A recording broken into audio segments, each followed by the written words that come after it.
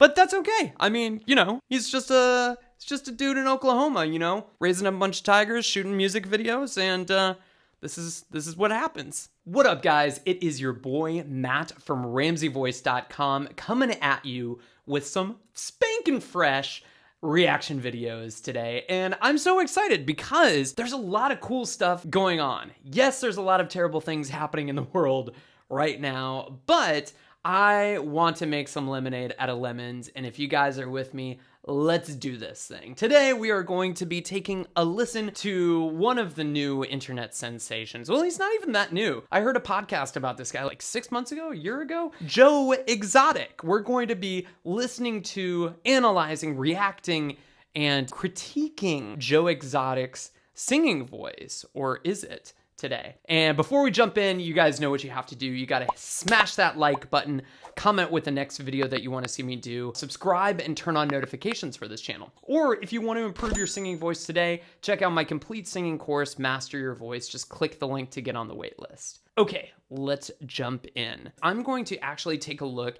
at a few of Joe's songs, and we're just going to look at a couple of some of his best moments, shall we say, vocally, and we'll just kind of see how everything goes. First, we're going to be taking a look at Joe Exotic sing My First Love. Let's see how this goes. Aww. Drunk and lonely, sitting by the phone, no one to call, no one to hold. Should I write a letter? Maybe take that chance. Last one I wrote to you, tore it up so fast. Okay, the first thing that I'm gonna say right away is that is, as far as I can tell, that is not Joe Schreibvogel, Maldonado passages real singing voice. I feel fairly confident that he hired somebody to actually sing this for him. And there's a couple of things that are kind of giving me that hint. The first is that Joe actually has like a really, really kind of like signature or unique kind of gravelly sound to his voice. Like he kind of talks like this. Not only is it in the accent, but it's also in the little bit of graveliness that you hear in his voice. It's like everything in his vocal cords is just held really, really tight. And it's kind of hard to hear on the ears. And if you see the documentary series or you hear interviews with him, you'll know exactly what I mean. Now, when I hear the singer, there's not a trace of that vocal fry. Like you would actually hear a little bit of that kind of stuff stuck in there. But instead, the singer that he's chosen to perform this for him actually sounds very smooth. I will say, I don't think that there's a whole lot of pitch correction on this recording. Whoever he hired may be a very good singer, but the actual vocals are a little bit flat, especially at the ends of the lines, and you can kind of hear that as we go. You were my It's a well-written song. The one that's supposed to last. A million miles later, still stranded in the past. So that was kind of interesting. It goes past, and that does not seem very intentional to me. It sounds like that's just like a little bit of a vocal flub that they ended up keeping. So that's the only thing that I'm hearing with his studio singer so far. I would just past. Oh, and there's the tiger, or a liger. Curse the darkness, blow out the light. Aww. I can build an altar, light candles in the night. You were my first love, one that's gonna last. You just wave your lighters to A this. million miles later, ghosts from the past. You were my true love, the one that's supposed to last. So that's our high note of the song. So then Million true miles love later, from an E4. Still stranded in the past. That was better. You were my first love, the one that's gonna last. All A right. million miles later, I'm a ghost from the past. You were my true love, the one that's supposed to last. A million miles later, still stranded in the past.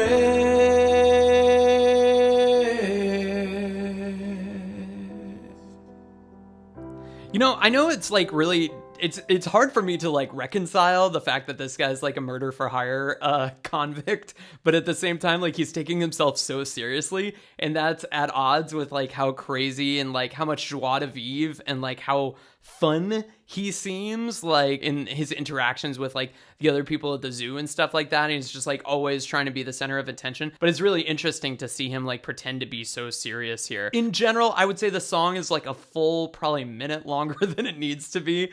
There's just no difference between any of the verses. I mean, in the very, very last verse, he throws one or two little melodic changes in there, but it really isn't doing a whole lot for me. But that's okay. I mean, he's just a dude in Oklahoma, raising a bunch of tigers, shooting music videos, and this is what happens. Then you go to jail. Next up is I Saw a Tiger.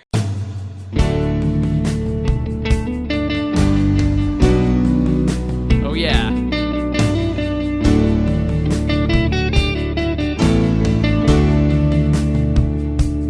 Tell all the hunters lay down their guns.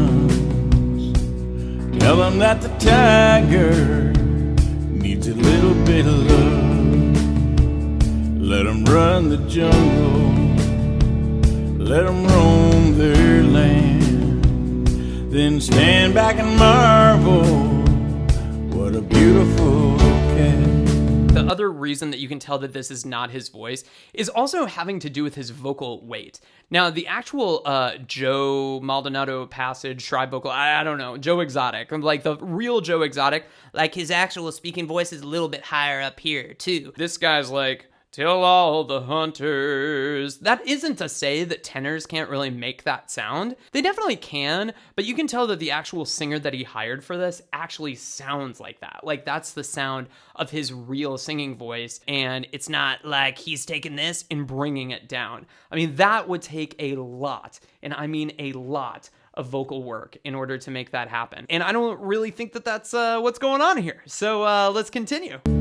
'Cause I saw a tiger, now I understand. Flawless editing. I saw a tiger, and the tiger saw a man. Aw, that is good. I can give him a home.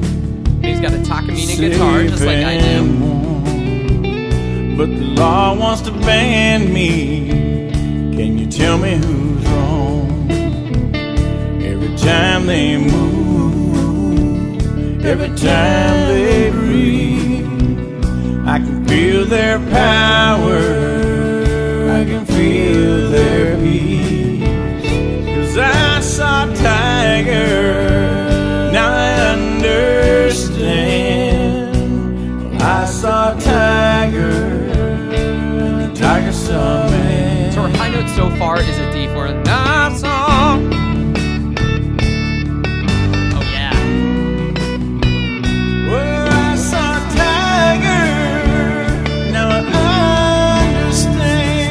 F-sharp 4. I saw a tiger. I saw a tiger, and the tiger saw me. And by the way, this wouldn't look that relaxed if this were really this singer. If you were actually to see the singer that he chose for this in the recording studio when he was singing that F-sharp, I saw a tiger, it wouldn't look as relaxed as his mouth does here. He's just like, I saw a tiger. That wouldn't sound right. It would be, I saw a tiger. So setting aside the fact that this is a music video and setting aside the fact that he is lip syncing, that's another indication that that's not really him singing. Time is a ticking, they'll soon be gone. So you better take a picture. What a sad, sad song. This is not a chord. It looks like a G chord, but it's not even a chord. Because we're definitely not in the key of G. Let's see. Yeah, we're in the key of D. So if he were in the key of D, then like the actual chord shape would look a lot different as well. I saw a tiger, tiger saw me. Oh man, it's just watching him. Look at his outfits. Oh my god. How much longer does this song go on? It's another minute. We already had a guitar solo. I saw a tiger,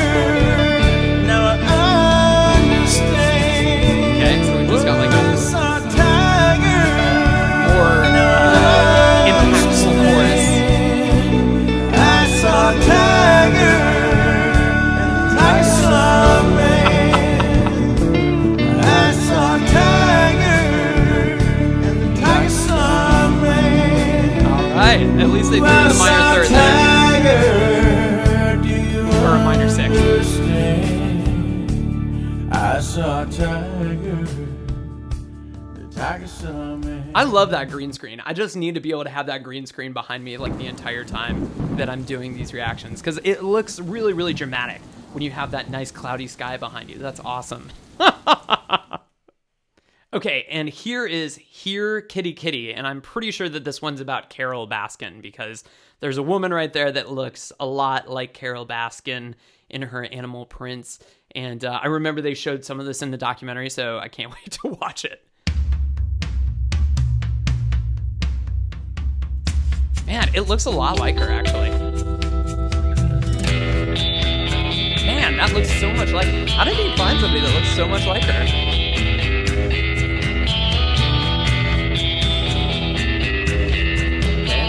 Car lot.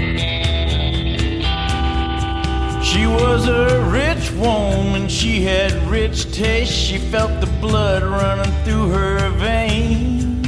I love that he's a reverend here. He's got like the collar.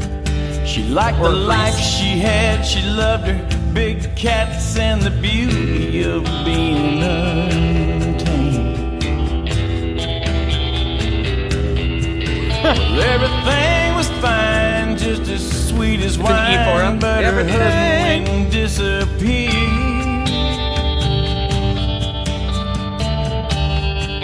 But then it got a little crazy, it got a little hazy, and the cops said there's something wrong here. This is like so good, it's bad. Like it seems so crazy to me, like how much production value there is going on in here, because like, I mean, he obviously spent a lot of money putting these music videos together, and he seems to really want to be taken seriously, but at the same time, I just don't know how you can take it seriously. Said there's something wrong here. Oh, here, kitty, kitty. Mama's got some treats for you. Mama's got here, kitty, kitty. You can't find this taste in the zoo. Oh, here, kitty, kitty. Well, Mama Carol, she sure loves you. Oh, here, kitty, kitty. Well, Mama made this for you.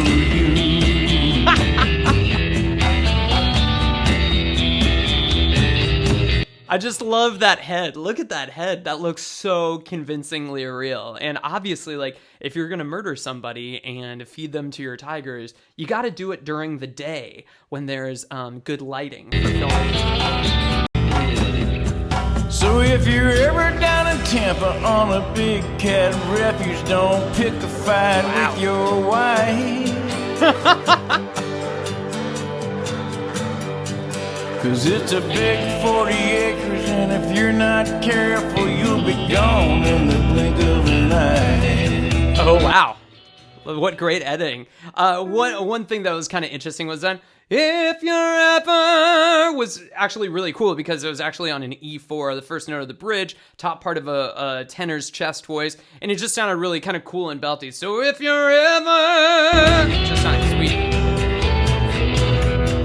No bones, no remains, but that won't change the fact that Dawn sure ain't coming back.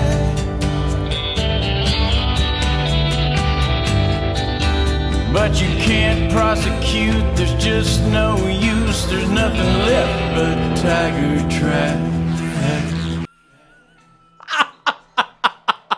And if you're gonna choose a word to focus on, like, yeah, tiger tracks while holding up tiger poop is a great way to do that. Oh. That was directed by Joe Exotic. Surprise, surprise. Oh, and look at that beautiful night sky. Well, again, that song was like a minute longer than it really needed to be. You know, and I'm not even picking on Joe's song. Well, I am picking on Joe's songwriting, but I'm just saying it's kind of lazy. It's lazy songwriting, because basically, like, this song, let's see, it's 5 minutes long. The last one was 3 minutes, and the one before it was like 3:30. And those are fine lengths of song as long as you're changing things, as long as you're actually changing the pressure on the ear. Like, you'll notice that, like, some songs they'll start really light and they'll go harder and back down and back up and stuff like that. These songs are all like staying like pretty much like right in the middle and for a really, really long period of time. That even shows up in his editing style. The editing style is like half of this whole music video was him like with Carole Baskin in a car lot, and then the other half was her feeding the tigers. But in the end, I mean, you know, the guy's a beginning songwriter, you know, he's just getting used to like how to do this stuff, and obviously like he's hiring somebody else to do all the vocals for him, because you can't imagine that, here kitty kitty, it just wouldn't sound right. Like it would just sound like this, and nobody wants to listen to this for 4.5 minutes or even 5 minutes, you know. So that here kitty kitty is just like a lot more relaxed, it's a lot more open. And unfortunately, I think that it would take a lot of work for Joe to get to that point, regardless of the fact of whether he can sing on pitch or not. It would just have more to do with like getting his voice to relax a little bit and undoing some of the damage that he's done with all the smoking and all the drugs and everything. That's what creates a little bit of that sound, like that really raspy sound. But when you go back to Joe's early interviews, his voice is actually a lot smoother and it's just a lot cleaner. And you can tell that like all the abuse that he's put his voice through over time gradually turned it into that. I'm not even talking about the accent. The accent is just like dialectical. It's where he's from. I totally get that. Has nothing to do with that, and not picking on anybody in particular except his choices about the way that he treated his voice and his body over time, creating that really, really raspy sound. Well, that'll do it for us today, guys. Thank you so much for watching. If you find this video helpful, make sure to hit like, comment with the next video that you want to see me react to, subscribe, and turn on notifications for this channel. Or if you're ready to improve your singing voice, check out my complete singing course, Master Your Voice. Just click the link to get on the wait list.